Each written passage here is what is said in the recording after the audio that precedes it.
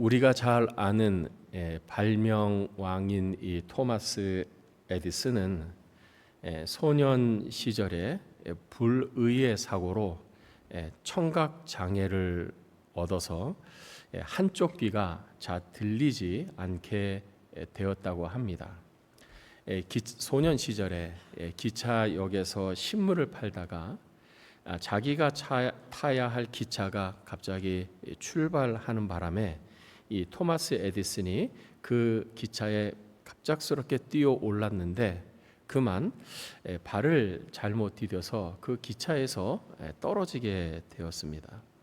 그것을 본 이 기차 차장이 다급하게 떨어지는 이 에디슨을 붙잡아서 떨어지지 않게 살려주었습니다. 그런데 워낙 다급하게 일어난 일이다 보니까 이 차장이 이 에디슨을 잡기는 잡았는데 그만 그의 귀를 잡고 만 것입니다. 그의 귀를 잡아서 이제 힘차게 당긴 것이지요. 근데 이 토마스 에디슨은 그때 그 일 이후로 자기 귀가 잘 들리지 않는다라고 했습니다. 아마 이제 급하게 귀를 잡고 끌어올렸는데 너무 이제 강하게 잡다 보니까 그 귀에 근육이 크게 파손되었지 않았을까 이렇게 생각이 납니다. 이 토마스 에디슨이 성공한 후에 어느 기자가 이 에디슨에게 묻습니다. 선생님은 귀가 잘 들리지 않는다고 하는데 혹시 그것 때문에 실험과 연구에 불편함은 없었습니까? 그 뜻밖의 질문을 받고 나서 이 에디슨은 이렇게 말을 했답니다. 제가 귀가 들리지 않았군요. 제가 그것을 깜빡했습니다. 그런데 저는 살면서 귀가 잘 들리지 않는 것에 대해서 한 번도 불평해 보거나 실망해 본 적이 없습니다. 오히려 잘 들리지 않아서 연구에 몰두할 수 있었고 그것 때문에 좋은 성과를 냈습니다. 그래서 저는 그저 감사할 뿐입니다.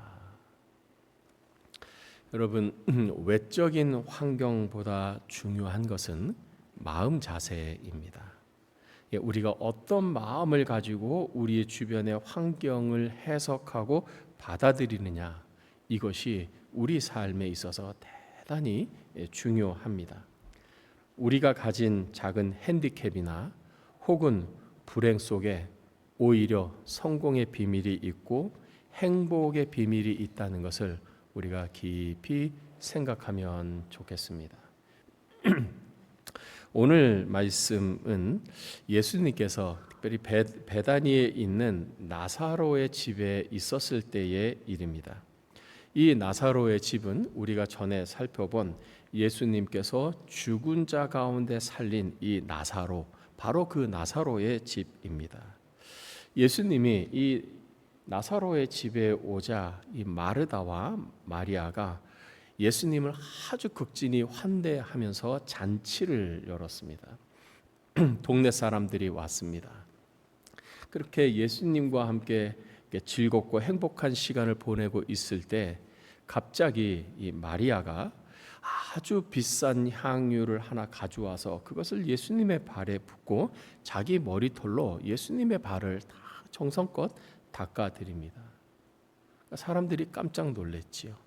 근데 제자들이 이 마리아가 한 그 모습을 보면서 마리아에게 불평하고 마리아를 책망하면서 말합니다. 그 중에 가룟 유다가 이 마리아를 책망하면서 이렇게 말합니다. 이 향유를 300데나리온에 팔아서 가난한 사람들에게 주는 것이 낫지. 왜 이것을 쓸데없이 예수님의 발에 부어서 이렇게 낭비하고 허비하냐. 그러니까 이 당시 300데나리온은 오늘날로 하면 한 1년치 연봉 정도 되는 아주 큰 금액입니다. 여러분 1년의 연봉이 얼마십니까? 1년 동안 버는 돈이 얼마입니까? 그 정도의 아주 비싼 이 향유를 마리아가 예수님의 발에 붓고 자기 머리털로 닦았다라는 것입니다. 그러니까 이 말씀을 통해서 우리는 가장 중요한 한 가지를 배우게 됩니다. 그것은 마음가짐입니다. 마음가짐. 내가 어떤 마음을 가지고 있느냐, 또 내 마음이 어떤 상태에 있느냐, 이게 대단히 중요합니다. 여러분 한번 생각해 보십시오. 왜 마리아는 그 당시에 1년치의 금액이 되는 그 비싼 향유를 예수님의 발에 부었을까요? 우리가 쉽게 이 마리아의 마음을 이해할 수 있습니다. 너무 고마웠던 거지요. 예수님께 너무너무 감사했던 거지요. 자기 오라버니 나사로가 죽었습니다. 가족을 잃었습니다. 더군다나 나사로는 남자입니다. 이 당시에는 경제적인 문제를 해결하고 충족해 주는 것이 남자입니다. 그런데 남자가 죽었습니다. 사랑하는 사람이 먼저 죽으는 상실의 슬픔도 크지만 이 경제권을 책임지고 있는 남자가 죽었다는 것에 대해 그 이후의 삶이 너무 막막한 것입니다. 그런데 예수님께서 오셔서 나사로가 이미 죽어 있는 이 무덤 문을 열고 이 나사로를, 죽은 나사로를 향해 말합니다. 나사로야, 나와라. 그러자 눈으로 보고도 믿을 수 없는 일이 일어난 것입니다. 죽은 나사로가, 배에 동인 수의를 입은 이 나사로가 걸어 나오는 것입니다. 예수님의 이 말씀 한마디로 죽은 나사로가 살았습니다. 죽은 가족이 살아났습니다. 그러니 얼마나 기뻤겠습니까? 예수님에 대해서 얼마나 감사하고 고마운 마음이 있겠습니까? 죽은 가족을 살리셨습니다. 그러니 1년치 연봉이 되는 그 비싼 향유를 예수님의 발에 부은 무엇이 아깝겠습니까? 이것이 마리아의 마음이었습니다. 마리아가 이렇게 한 것은 예수님에 대한 고마운 마음을 가지고 있었기 때문에, 너무너무 베풀어 주신 은혜에 감사한 마음이 있었기 때문에 이렇게 한 것입니다. 가룟 유다는 이런 마리아를 책망을 합니다. 아니 이렇게 비싼 거를 딱 보아도 300데나리온 되는데 이것을 팔아서 가난한 사람을 주는 것이 좋을 텐데 왜 이렇게 헛되게 쓸데없이 낭비했느냐. 가룟 유다는 왜 이렇게 말을 했을까요? 이렇게 말한 가룟 유다의 마음은 어떤 마음이었을까요? 가룟 유다가 이렇게 말한 데에는 두 마음이 있었습니다. 첫째, 자기 욕망의 마음이 있었습니다. 자기 욕망을 채우는 거죠. 이렇게 말함은 가난한 자들을 생각함이 아니요 그는 도둑이라 돈꾀를 알고 거기 넣는 것을 훔쳐감이라. 가룟 유다가 이렇게 말한 것은 그렇게 말한 대로 정말 가난한 자들을 생각해서 말한 것이 아니라 예수님 이것을 가난한 자들을 위해 써주십시오라고 예수님께 드리면 돈꾀를 맡은 그가 자기가 그 돈을 관리하는데 그 중에서 돈을 얼만큼 자기 돈으로 갖고 싶어서, 즉 공금을 횡령해서 자기의 사익을 채우고 싶어서 이렇게 말했다는 거지. 이 가룟 유다의 마음 속에는 어떤 마음이 있었느냐? 소위 말하는 돈 욕심이 있었던 거죠. 돈 욕심. 예수님은 유다를 신뢰했습니다. 그래서 유다에게 특별히 재정을 맡겼습니다. 그런데 이 유다는 예수님의 신뢰를 배신하고 자기 욕망을 채우는 도구로 삼았어요. 예수님의 신뢰를 배신하고 자기 욕망, 자기 돈 욕심을 채우는 것으로 가졌다라는 것입니다. 결국 이 돈에 대한 욕심 때문에 그는 이 돈 욕심을 통제하지 못하고 컨트롤하지 못해서 그의 삶은 아주 비참한 불행한 인생으로 마치게 되었습니다. 또 하나, 이 가룟 유다의 그의 마음속에서 더 본질적인 마음이 있습니다. 그것은 은혜를 알지 못하는 마음이에요. 은혜를 은혜로 알지 못하는 마음입니다. 예수님이 병을 고치고 귀신을 쫓아내고 말씀을 전하셨는데 예수님의 그 가르침이 너무 좋은 가르침입니다. 어떤 병이든 예수님이 앞에 오면 예수님이 그 병을 다 고쳐주셨습니다. 아무리 악한 귀신이 들렸어도 예수님은 말씀 한마디로 이 병들을 그 귀신들을 다 쫓아내셨습니다. 그러니까 예수님과 함께 있는 것은 어떤 희한한 구경도 하고 또 예수님의 말씀을 듣고, 그래서 예수님과 함께 있는 것 자체가 아주 기쁘고 즐거운 일이었습니다. 그래서 사람들이 예수님에 대해서 내가 예수님의 제자가 되어서 예수님과 함께 있었으면 좋겠다, 이런 마음을 가졌어요. 그런데 예수님의 제자가 되는 것은 사람의 결정이 아니라 예수님의 선택권에 달려 있었던 것입니다. 제가 예수님을 스승으로 모시고 예수님의 제자가 되고 싶습니다, 이렇게 말한다고 해서 제자가 되는 것이 아니었습니다. 예수님께서 너는 내 제자가 되라 라고 선택하셔야만 예수님의 제자가 되는 것입니다. 많은 사람들이 예수님을 따라다니고 예수님의 제자가 되고 싶었는데 예수님의 제자가 돼서 예수님의 선택을 한 것입니다. 그 예수님의 제자가 된다는 것은 놀라운 특권인 것이죠. 은혜를 받은 것입니다. 근데 이 가룟 유다가 예수님의 제자가 됐어요. 그 많은 사람들 중에, 그 많은 지망자들 중에 12명 가운데 속하는 예수님의 제자가 됐습니다. 예수님의 제자가 되었다는 것은 그만큼 예수님으로부터 큰 은혜를 받은 것이.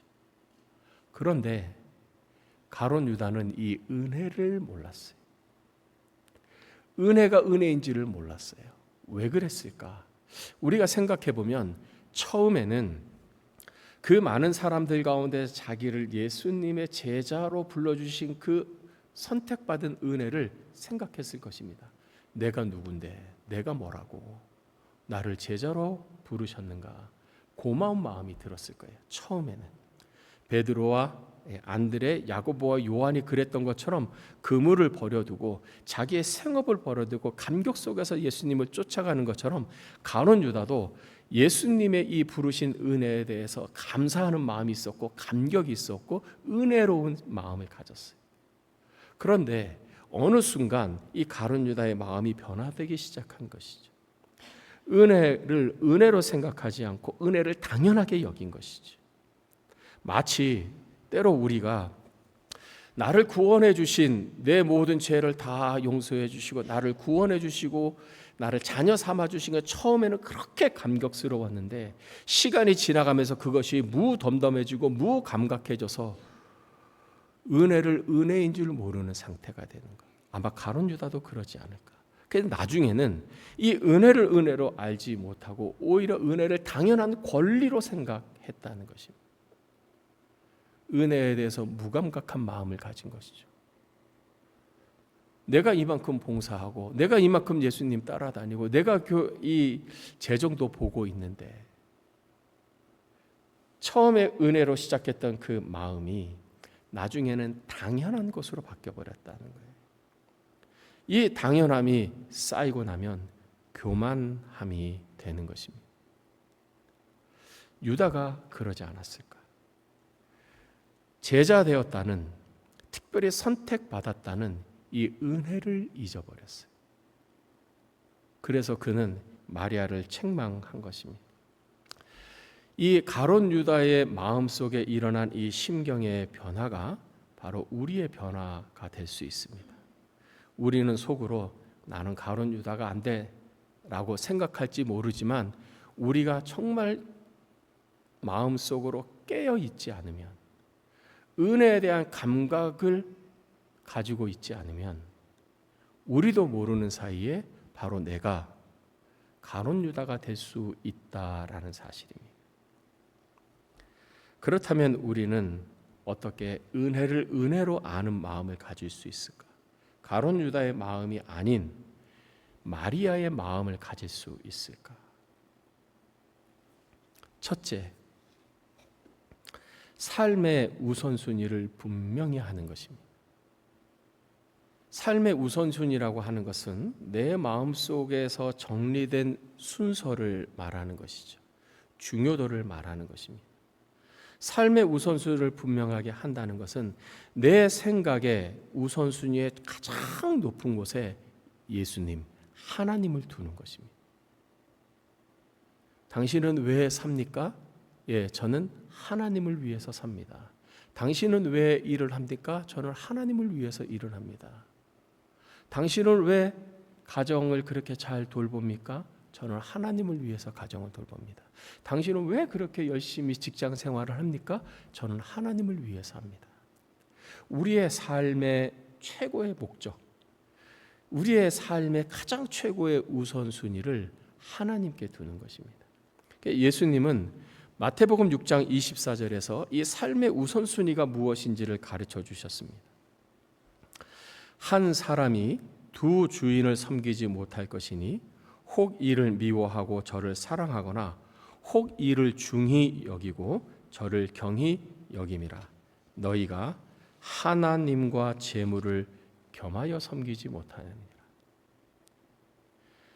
하나님과 재물을 겸하여 섬기지 못하리라. 두 명의 주인을 섬길 수는 없습니다. 우리에게는 한 주인만 섬길 수 있습니다. 근데 예수님은 우리가 섬길 수 있는 두 주인을 말합니다. 하나님이 우리의 주인이 될 수 있고 돈이 우리의 주인이 될 수 있다라는 것이죠. 가룟 유다는 불행하게 돈을 인생의 주인으로 삼았습니다. 돈 욕심에 사로잡힌 것이죠. 예수님의 이 메시지는 오늘날 이 자본주의 시대에 돈이면 아주 많은 것들을 해결할 수 있는 이 시대에 우리에게 경각심을 주는 말씀입니다. 우리는 우리도 모르는 사이에 은연중에 돈이 최고지, 돈 있으면 다 되지 라고 하는 이 황금 만능주의를 가지고 있습니다. 네, 생각해 보면 왜 예수님이 2000년 전에 이 말씀을 하셨을까? 2000년을 21세기를 사는 지금이나 2000년 전인 예수님의 시대나 돈은 그만큼 파워가 있었던 것이죠. 시대는 달라도 돈은 그만큼 파워가 있고 능력이 있고 많은 것을 할 수 있는 것이죠. 예수님이 말씀합니다. 한 사람이 두 주인을 섬기지 못한다. 너희가 하나님을 주인으로 삼고 살든 아니면 돈을 주인으로 삼고 살든 너희가 선택한다. 그리고 선택에 대한 결과는 너희가 책임지는 것이다. 예수님의 메시지는 뭘까요? 정말 행복하고 싶은가? 정말 기쁘게 살고 싶으냐? 정말 안전하게 살고 싶으냐? 정말 평안하게 살고 싶으냐? 하나님을 너의 인생의 주인으로 모셔라. 예수님의 메시지는 너무나 분명합니다. 사랑하는 성도 여러분, 물론 인생은 내가 선택하고 내가 결정하는 대로 됩니다. 그래서 예수님은 우리에게 결정할 수 있도록 여지를 남겨두셨습니다. 우리는 어떤 결정을 하는 것이 우리 인생을 정말 더 복되게 하고 평안하게 하고 기쁘게 하고 행복하게 하는 겁니까? 하나님을 섬기는 것입니다. 삶의 우선순위를 분명히 한다는 것은 하나님을 내 삶의 가장 높은 곳에 두고 최우선에 둔다. 그러면 하나님이 여러분의 인생을 책임지십니다. 하나님은 생명의 주관자이시지요. 하나님은 만복의 근원이시죠. 하나님이 복을 주시면 그 사람은 복된 사람이 되는 것입니다. 예수님은 하나님과 함께 계셨던 분으로 이 사실을 알았기에 말씀합니다. 정말 행복한 삶을 살기를 원하느냐? 만복의 근원이 되시는 하나님을 너의 인생의 주인으로 모셔라. 그리고 그분의 뜻대로 살아라라는 것입니다. 두 번째, 어떻게 하면 은혜에 보답하는 은혜로운 마음을 가질 것인가? 받은 은혜를 항상 생각하는 것입니다. 내가 하나님께로부터 받은 은혜, 예수님으로부터 받은 은혜를 생각하는 것입니다. 고린도전서 4장 7절에 사도 바울은 이렇게 질문합니다. 내게 있는 것 중에 너에게 있는 것 중에 받지 아니한 것이 무엇이냐? 내가 받았은즉 어찌하여 받지 않은 것처럼 자랑하느냐? 여러분의 삶을 생각해 보십시오. 여러분이 지금 소유하고 있는 것, 여러분이 누리고 있는 것, 여러분에게 기쁨을 주는 것을 생각해 보십시오. 여러분이 노력해서 여러분이 애를 써서 온전히 여러분의 힘으로만 그것이 여러분의 것이 되었습니까? 거기에는 하나님의 보이지 않는 도우심과 하나님의 은혜가 전혀 없이 오직 내 힘으로만 이루었다고 여러분 자신 있게 말할 수 있습니까? 거기에는 우연이라고 하는 요소가 들어갔을 거예요. 다른 사람의 도움이라고 하는 요소가 들어갔을 겁니다. 그것이 바로 하나님의 은혜인 것입니다. 받은 은혜를 항상 생각하십시오. 이 두 사람 마리아의 행동과 이 가룟 유다의 이 말에 대해서 어느 것이 옳으냐? 그것은 예수님의 평가에 나옵니다. 예수님께서 이 두 사람을 평가하셨습니다. 7절 8절입니다. 우리 7절 8절 말씀 우리 함께 읽겠습니다. 시작. 예수께서 이르시되 그를 가만두어 나의 장래할 날을 위하여 그것을 간직하게 하라. 가난한 자들은 항상 너희와 함께 있거니와 나는 항상 있지 아니하리라 하시니라. 예수님께서 마리아를 옹호하십니다. 그녀를 가만두어라. 괜히 불필요한 말을 해서 책망하는 듯한 말을 해서 그녀를 괴롭히지 마라. 그녀가 일을 잘했다. 왜 예수님은 그녀, 이 마리아가 한 일을 칭찬을 하셨는가? 나의 장래할 날을 위하여 그것을 간직하게 하라. 가난한 자들은 항상 너희와 함께 있거니와 나는 항상 있지 아니하리라. 예수님은 당신의 죽으심을 아시고 말씀하신 것입니다. 우리는 8절 말씀을 통해서 우리가 특별히 다른 사람을 돕고 선행을 하는 데 있어서 중요하게 생각해야 될 말씀을 봅니다. 가난한 자들은 항상 너희와 함께 있다. 그러나 나는 항상 너희와 있는 것은 아니다. 가난한 자들을 돕는 것은 어느 때나 할 수 있지만 나를 위한 일은 항상 할 수 있는 것은 아니다. 여러분, 우리가 다른 사람을 도우려고 하지요. 어떻게든지 선을 베풀려고 합니다. 우리가 하는 일들 중에 어느 때든지 할 수 있는 일이 있지만 기회를 놓치면 할 수 없는 일도 있습니다. 기회가 왔을 때 그 일을 하지 않는다면 나중에 후회가 되는 것입니다. 사랑한다는 말 한마디, 고맙다는 말 한마디조차도 그 기회를 놓치면, 그래서 그때 못한다면 나중에는 후회하는 일이 된다라는 것입니다. 예수님은 마리아가 옳다라고 말씀하셨습니다. 우리가 또 한 번 생각해 볼 것이 있습니다. 사도 요한이 예수님이 죽으시고 그로부터 한 60년 정도가 지난 후에 예수님과 관련된 일을 쭉 생각을 하면서 요한복음을 기록을 했는데, 이 요한복음을 기록할 때 특별히 이 마리아가 그 비싼 향유를 예수님의 발에 부은 이 사건, 이것을 기억하면서 기록을 했습니다. 왜 이것을 기록을 했을까? 이 요한복음에 기록되지 않은 다른 많은 예수님과 관련된 일이 있었을 텐데 왜 요한은 60년이 지난 후에 왜 이것을 기억을 하고 이것을 요한복음에 기록했을까라는 것입니다. 왜 이것을 꼭 기록했어야만 하는가? 마리아가 행한 행동에 그때 당시에는 몰랐지만 시간이 지나고 난 후에 거기에 깊은 의미가 있었다는 것을 나중에야 깨달은 것입니다. 예수님의 말씀입니다. 그를 가만두어 나의 장래할 날을 위하여 그것을 간직하게 하라. 이때 당시에는 요한뿐만 아니라 제자들도 예수님이 바로 이 유월절 전날 며칠 지난 후에 죽으실 것이라고는 전혀 생각을 못했어요. 1절에 보면 유월절 엿새 전에라고 말씀을 하셨는데 이 유월절 바로 그날 예수님이 죽으실 것이라는 것을 요한도 생각하지 못했고 나머지 제자들 아무도 생각하지 못했어요. 마리아도 생각하지 못했어요. 그런데 예수님이 하신 이 말씀을 생각하면서 예수님이 그때 그 말씀을 하신 것이 며칠 후에 죽으실 당신의 죽음을 미리 말씀하신 거구나. 마리아는 몰랐지요. 예수님이 며칠만 지나면 죽으실 것을 몰랐지요. 마리아는 너무 고마워서 우리 가정에게 베푸신 은혜, 살려주신 은혜가 너무 감사해서 그냥 아까워하지 않고 아낌없이 다 부은 것이지.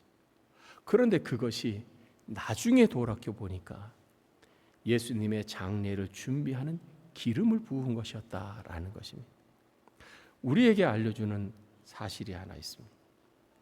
우리가 부지 중에 행하는 그 선행이 예수님을 위해서 하는 그 일이 예수님을 높여드리고 예수님께 기쁨이 된다라고 하는 일입니다. 내가 의식하지 않고 예수님을 위해서 하는 그 일이 예수님을 영광스럽게 한다라는 것입니다. 저희 교회에 처음 오신 분이 계셨습니다. 근데 이분은 말하고 싶지 않은 어떤 큰 아픔과 슬픔이 있었습니다. 이분이 교회에 오기 전에 많은 어려움과 고민과 갈등 속에서 생각을 했습니다. 왜 나에게 이런 어려움이 생겼는가? 왜 나에게 이렇게 감당하지 못할 고통스러운 일이 생겼는가? 아무리 생각을 해도 답이 나오지 않는 것입니다. 근데 이분의 마음속에는 그래도 내가 교회를 가야 되겠다. 내가 교회를 가야 교회를 통해서 내가 마음의 안정도 되고 위로도 받을 것이다. 뭔가 돌파구가 생길 것이다. 그런 마음으로 교회를 오셨어요. 예배를 이제 마치고 친교 식탁 시간에 친교를 하는 중에 같이 이제 테이블에 앉은 분들과 이야기를 하는데 이분이 자기 이야기를 한 것입니다. 내가 사실은 이러이러한 일을 경험했다. 내가 아직도 현실로 받아들이지 못하고 나는 아직도 이것이 꿈인 것만 같다. 난 현실이 아니었으면 좋겠다. 너무 힘들다. 내가 앞으로 어떻게 살아야 될지 모르겠다. 너무 막막하다. 절망스럽다. 이런 얘기를 했어요. 그 테이블 가운데서 그것을 듣고 계신 한 분이 이야기합니다. 아이고, 마음이 얼마나 힘드시겠어요. 저도 그 마음 압니다. 저도 그런 경험을 했거든요. 저도 그런 아픈 일이 있었거든요. 근데 이 말을 한 분이 우리 너무 안쓰러워서 그냥 일어나서 그냥 내가 뭐 허그해 줄게요 하고 한번 허그를 해줬어요. 근데 이분은 그냥 어떤 공감이 되어서 그 아픈 마음이 와닿아서 허그를 해줬어요. 근데 나중에 허그를 받은 이 교회에 오신 분이 이야기를 하는 것입니다. 그때 그분이 저를 허그해 주셨는데 제가 마음이 얼마나 편했는지 몰라요. 제가 그때 소망을 얻었어요. 그리고 이제 교회를 계속 나오시는 거죠. 삶이 바뀌었어요. 그 교회를 나오기 전까지는 뭔가 어둡고 절망스럽고 이런 마음이었는데 교회를 오고 나서 그 한 번의 허그와 따뜻한 공감의 말 한마디로 이분이 힘을 얻었어요. 딸이 놀라는 거예요. 그분의 딸이 우리 엄마가 이렇게 갑작스럽게 바뀌니까 참 당황스러운데 너무 좋기는 한데 딸이 놀라는 거죠. 여러분, 우리가 예수님을 위해서 또 예수님의 마음으로 행하는 그 생각지 않았던 그 선행이, 그 따뜻한 행동이 나를 의식하지 못하지만 사람들에게 소망을 주고 위로를 주고 힘을 준다고 하는 사실입니다. 마치 마리아가 예수님의 죽음을 알지 못하고 기름을 부었는데 나중에 그것이 예수님의 장례를 위한, 예수님의 죽음을 위한 기름 부음이 나타났던 것처럼 우리가 지금은 알지 못하지만 우리의 모르는 그냥 단순한 선행과 행동이 다른 사람들에게 큰 소망을 주는 행동이 될 수 있다라는 것입니다. 사랑하는 성도 여러분, 우리는 예수님을 통하여 하나님의 큰 은혜를 받은 사람들입니다. 만복의 근원이 되시는 하나님, 그분을 여러분의 삶의 주인으로 모십시오. 그분을 위해 사십시오. 그분이 기뻐하시는 일을 하십시오. 의도적이든 의도적이지 않든 주님을 기쁘게 하며 사십시오. 여러분의 삶을 통해서 다른 사람이 소망을 갖고 힘을 얻고 위로를 받을 것이고 그 일로 인해서 하나님은 큰 영광 받으실 줄을 믿습니다. 이렇게 하나님을 위해 사는 우리 모두가 되시기를 주님의 이름으로 축복합니다. 기도하겠습니다.